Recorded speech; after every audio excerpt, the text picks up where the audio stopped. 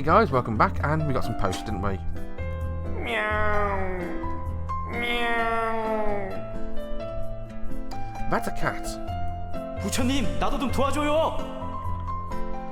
He's got a soap opera.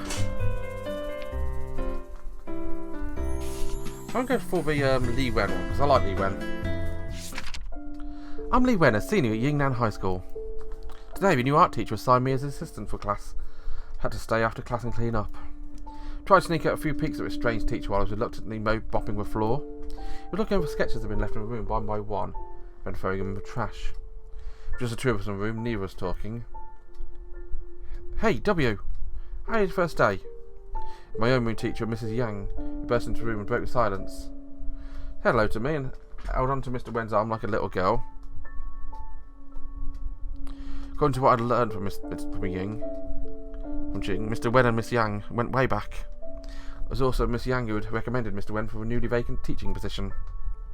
The beautiful Mrs. Yang was said to be notoriously hard to get. Many male teachers in the school had allegedly been turned down by her. Was she involved with him? Grabbed a trash can and deliberately left the room. When I got back there, no one was there anymore. Someone appeared to have already replaced a barrel of water dispensers too. Seemed like I'd finally go home, yay! It started to get dark when I finally finished cleaning the classroom. I walked out the school gate and noticed that Mr. Wen walking not too far in front of me, going the same direction. That was strange, I thought he had left a while ago. Didn't want to talk to him, stayed behind him at a distance, quietly watching his back. Such a bad-tempered and terribly dressed man. How exactly did he become a teacher again? Before I knew it, Mr. Wen had walked into a dark alley that led to my place. However, as soon as I stepped into the alley myself, I suddenly felt that something was wrong and immediately backed out. Mr. Wen had stopped by two men, one in front of him, the other behind him. One facing my direction was wearing a tank top. He flashed a pocket knife at Mr. Wen's face. I hid behind the corner and tried to peek around it. Mr. Wen took out his wallet, handed it over without any resistance. That was smart, I thought. Better safe than sorry. The tank top guy fiddled with the wallet a while and slammed it on the ground. 20? You think I'm a fucking beggar? He punched his face and punched it in the face. He stumbled back and bumped into the guy behind him, still not resisting. Tank top guy placed his knife on his face. Be smart, give me all your money. Judging from the look at his face, maybe at 20 yuan really was all he had. We're too far away from the main street and there's no one else around who could help. I suddenly had an idea. Took my racket out of my bag and grabbed a tennis ball.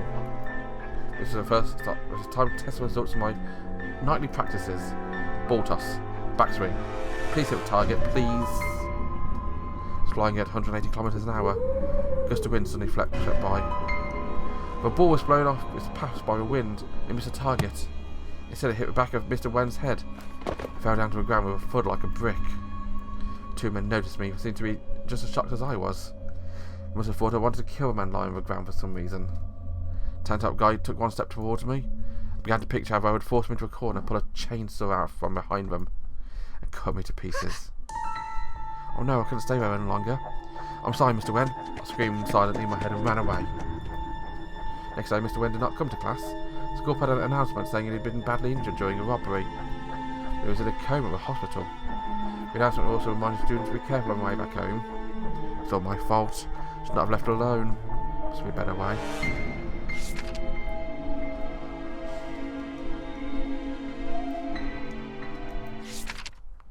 Meanwhile, my name's Jimmy. I'm a transfer student. I arrived at Beijing not long ago, and now I'm a senior at Yingnan High School. The reason I chose the school was because I had a serious crush on a girl. A few days ago, I was fortunate enough to be a partner in a doubles tennis match on my first day of school. At first, I was so thankful. I thought the goddess had finally smiled upon me. I was totally embarrassed because I'd never even played tennis before. And if that happened, I made up my mind. I was determined to improve my tennis skills, just in case I had another chance like this. I adjusted the serve speed of a ball machine, walked back into a baseline, raised my racket, and got ready. In order to get better, I'd bought a season membership to a club. I even finished watching all 178 episodes of a Kid of Tennis anime. I completely had faith in myself and believed that I could make it work this time.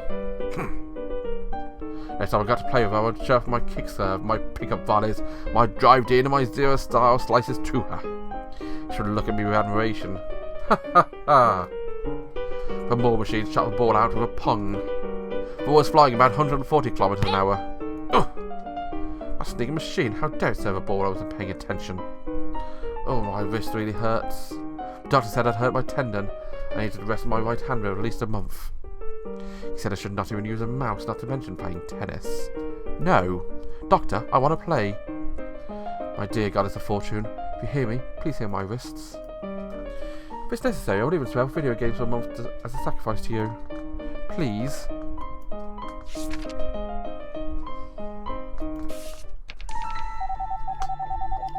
This letter is a conflict. Special restriction which we talked about before. For instance, these two letters, 140 and 180 are in conflict with each other. That means they cannot be moved to the same side.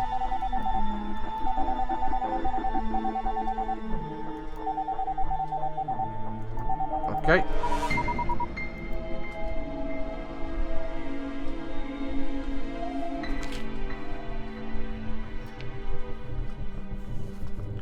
So if I just do that, the ball's going to give one of the muggers a huge headache.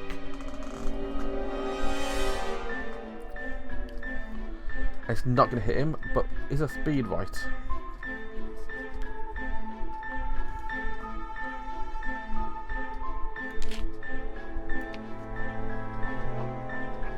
I'm going to try this.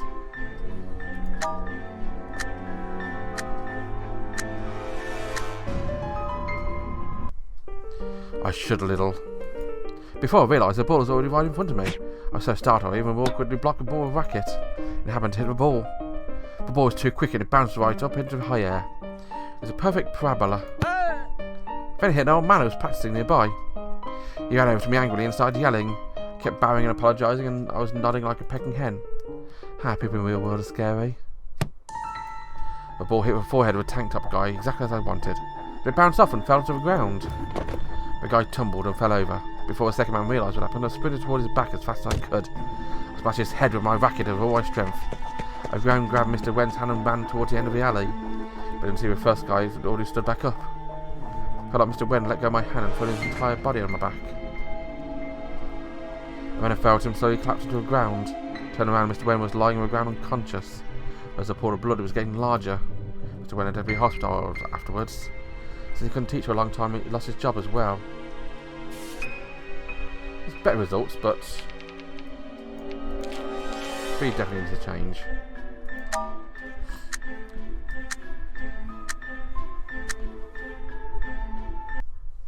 I shuddered a little. Before I realised the ball was already right in front of me, so I started out to awkwardly block the ball with a racket. I accidentally hit the sweet spot. It actually felt great. Wait, had I hit it? Yes, I had. I'd actually just hit an underspin shot. Wow, I'd learned to hit an underspin? Banzai! Banzai! I jumped up and down in excitement. People nearby were shooting me admiring strange looks. What does banzai mean? Was it hurt? No, banzai is a Japanese phrase. It means hooray. Where based on my observations, lots of people outside of Japan use the word as well. In many different countries, most of them are men. Oh, and they all share another common characteristic. What is it? We're all single. Single? What's wrong with being single? Everything. Being single hurts.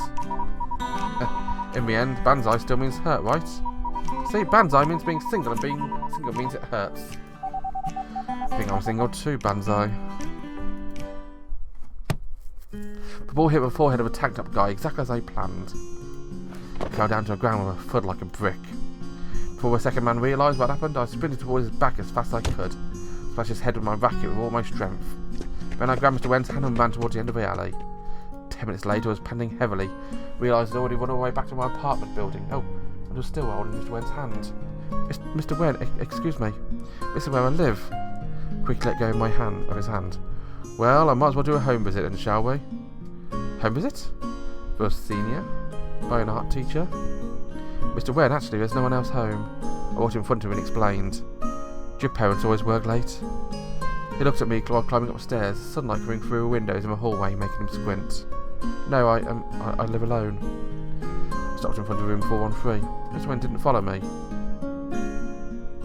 He stopped in front of room 414. He pointed to a door next to him with his thumb and smiled. I suddenly remembered. First after I moved in, manager Uncle's son told me. A very famous artist from abroad had been living in an apartment next door. So that was him. We'd actually met each other before.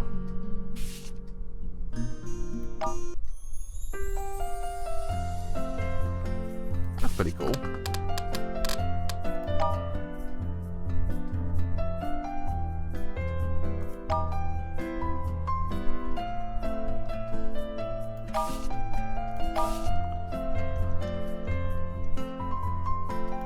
There we go. And now we got the cat and the hero. Let's go with the cat first. I was a stray kitten. Daddy called me Spotty. Daddy was like a daddy to me. He was an older homeless cat who'd always taken care of me. Ever since he'd found me, he was always bringing me where he went. Give me a name too. He told me it was because of yellow spots on my tail. Where he found some goodies, Daddy would always let me have his first bite. He would stroke my head and tell me, "Kiddo, help yourself. You're only 3 months old and need more food to grow up." I always liked Daddy the best. Today, Daddy was going to take me to a hill and catch some birdies that started raining. Daddy said that because of rain, the birdies wouldn't come out of their sunbath today. We had to go back to the streets like yesterday and look for some goodies. I had hoped we could find more tasty chicken legs and some fish steaks. Unlike in the wild, there are many 2-legged animals walking on the street. Daddy told me they're humans. Because humans on the street were always very crowded, all day and night. Sometimes when we came to a place where there were lots of humans, only 3 female humans would come and excitedly meow at me. What a cutie! Let me touch my head with her paws, I would often get some goodies too. But Daddy always warned me to keep my distance from them. He said humans were not to be trusted. The street was just across the road. I could see a shop with fish side from here. We had to wait for a light to change. He explained that traffic laws in Korea were very strict. Fines over 20,000. But of course, even if we turned into our hidden dry fish treats, it won't be enough. There are many iron beats swanning in the streets. Daddy said those beats were made by humans. They're called cars. They're very dangerous. You must not get hit. You must obey the law. The light turned green. I sprinted a little and went ahead. Daddy followed me slowly. He was a little old and had been injured before, so he couldn't see very well. The beast near us suddenly let go of the raw bang, so it came out from under it. Cats. Both pointy ears and a long tail. Yes.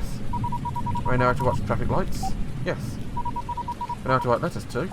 Good question. Maybe I could write in my own language. We are gods, so we always receive translated versions. That's fascinating. I wonder what the original letter looks like. BC just suddenly come shorter, charging directly toward Daddy. There's a green light now. The ground was covered in water, very slippery. It had a sound like a slip. I looked back, he slipped. I ran over trying to grab him. The beast ran over Daddy in an instant. It stopped until it was almost crossing. Human kid opened the door and the beast ran towards me and Daddy. "Please help, Daddy." I meowed at him for help. And the kid tripped just a few steps away from us. I recognised him. His name was Park Sang-gun. He lived nearby. I got goodies from him. He was a good kid. He helped Daddy for sure. He kept meowing louder and louder. All coming to help me and Daddy. But he stopped over where Sang-gun had fell and pinned him on the ground. When I tried to drag him away, I saw a big dark red scar on the back of his neck. Some people at his home beat him, and known he'd been hurt so badly. And then the beast just ran away. The whole time no one ever heard me meowing for help. So Daddy lying in his own blood. I almost couldn't recognise him anymore. Please take Daddy to hospital, please.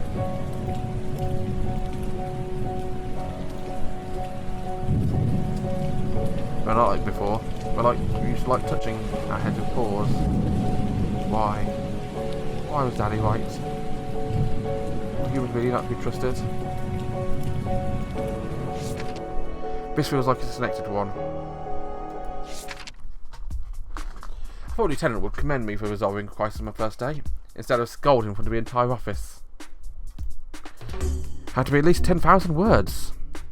I'd always hated writing, and rather run 100 laps in the field, so I decided to simply Google similar reports online without the Lieutenant noticing. Lots of copying, pasting and rearranging, finally completed the 10,000 word report. Felt exhausted afterwards. Went towards the bathroom to wash my face. I could still feel the impact of my organs falling onto a cushion. Fortunately, it was fit enough to endure it. A regular person would probably have to stay in the hospital for a few days. I looked in the mirror and saw a band-aid on my face. I gave myself a proud smile. I was just getting out of the bathroom when I witnessed something incredible with my own eyes. Lieutenant Kang was holding a folder in front of him.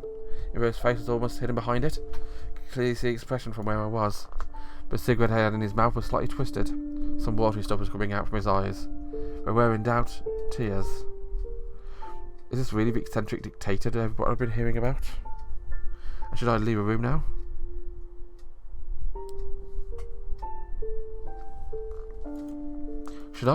Should I? Officer Ming Yun had left the office a while ago. The lieutenant must have thought I'd gone home too. If he saw that I was still in the office right now, would he kill me for seeing all that? I was still struggling with the most difficult decision in history of mankind when Lieutenant Kang closed the folder. I quickly hid back in my bathroom, and he didn't come back out until I heard him walking out the office wing. I looked around the office and realised I was alone. I couldn't help but start walking closer to Lieutenant Kang's desk. Not realising it myself. The folder was still on the desk. It was a red folder. It said Archives of Criminal Investigation Unit 2. Unit 2. Heard a few years ago, the entirety of Unit 2 had been killed in a violent incident. Afterwards, Unit 2 became the only unit in Busan Police Criminal Investigation Department that had a designation of no members. Some people called it a ghost unit. Due to the severity of the case, no one in the station would talk about it. Especially older officers had been in the police when it happened. Why did Lieutenant Kang care so much about it? Had he lost some colleagues? Wait, why did I care? Had nothing to do with me. I should just mind my own business.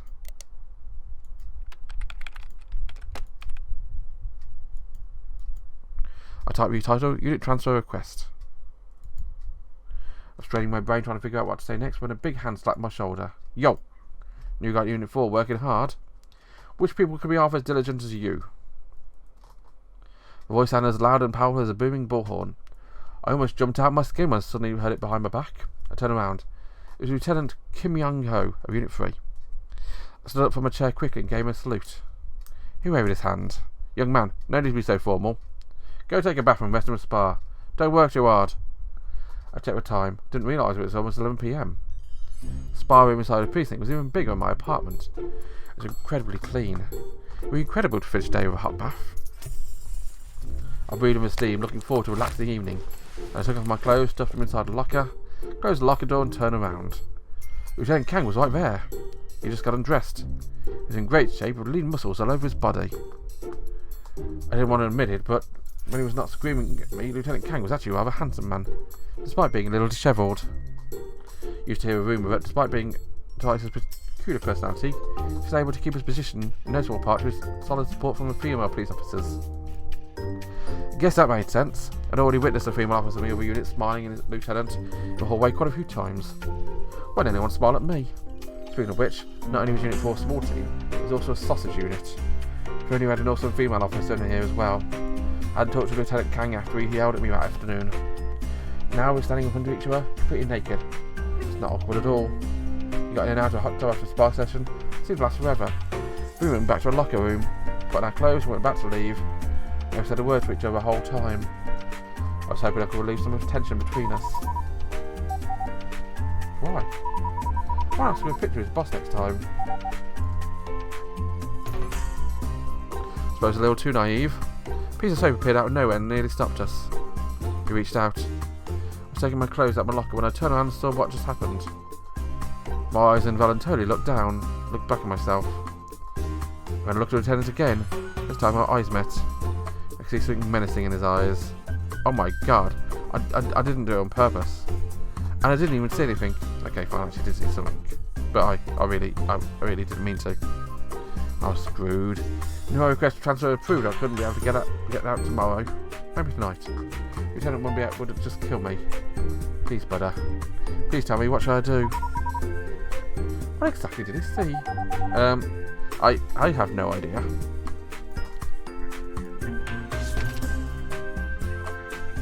Okay, so we have those new messages. I feel like the cats one is going to affect Parks and Gun.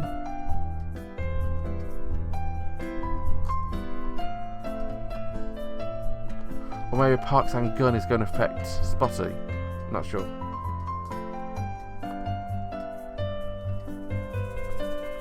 But for now, I'm going to end the episode here, and I'll be back next time with working out that story. So until then, thanks for watching guys, have a wonderful day, and bye bye.